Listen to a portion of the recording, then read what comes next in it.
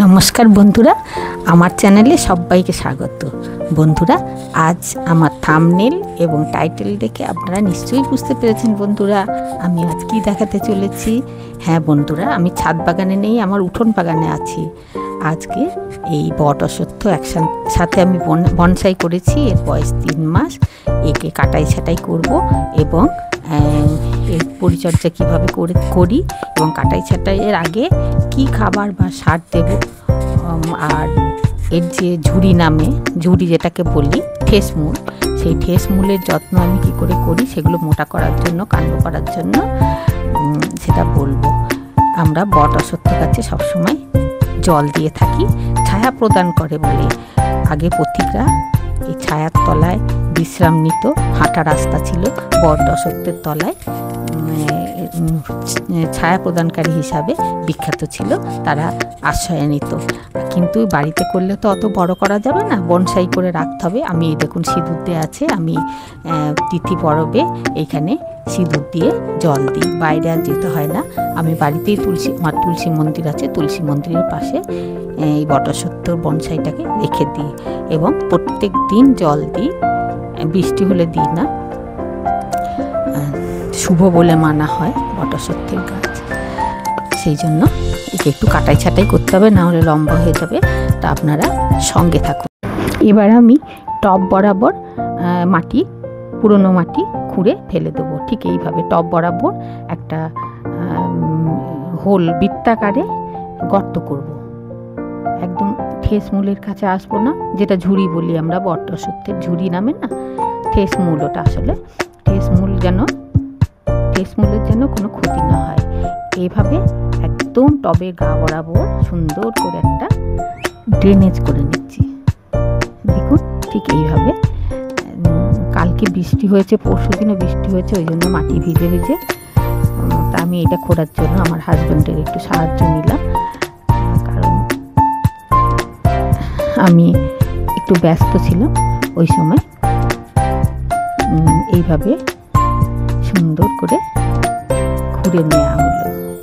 দেখুন আমার 3 বছরের গাছ, 3 বছর হলো বয়স। ছোট্ট ছোট্ট দুটো চারা আমি এনে লাগিয়েছিলাম, বট আর অশ্বত্থ একসাথে।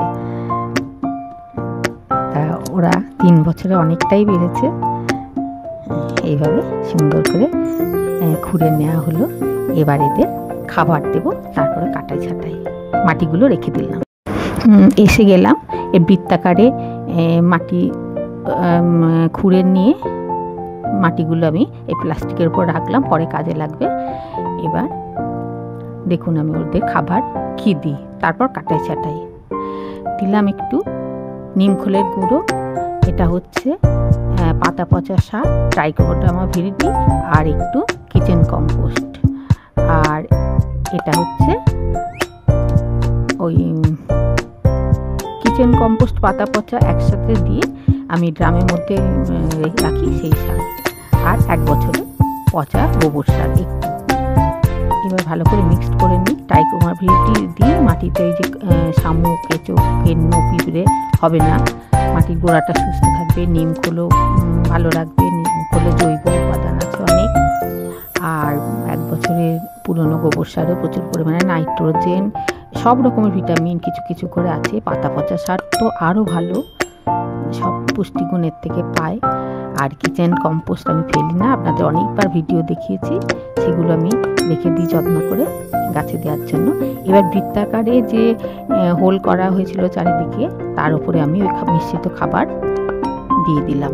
মিশ্রিত সারটা গাছের খাদ্য হিসাবে দিয়ে দিলাম এইভাবে সুন্দর করে। দেখুন, আর একটু রেখে দিলাম, পরে কাজে লাগবে, আমি দেখাবো কি করবো এটা নিয়ে।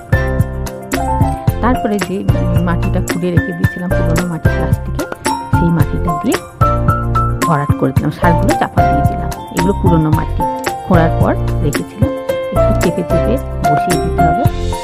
এইভাবে যে জৈব সারগুলো আমার ঘরে প্রস্তুত করা, সবগুলোই উপাদান ভালো। এইবার যে সারটুকু অবশিষ্ট ছিল সেটা আমি একটা প্লাস্টিকের গ্লাসে, জলের গ্লাসে দিলাম। দিয়ে কী করবো, এটাকে যে ঠেসমূলগুলো বের হয়েছে ওপর দিকে উঠে আছে, ওগুলো তো খাবার পাবে না, ওপর দিকে উঠে থাকবে, সেই ঠেসমূলগুলো আমি ওই গ্লাসের মধ্যে দিলাম।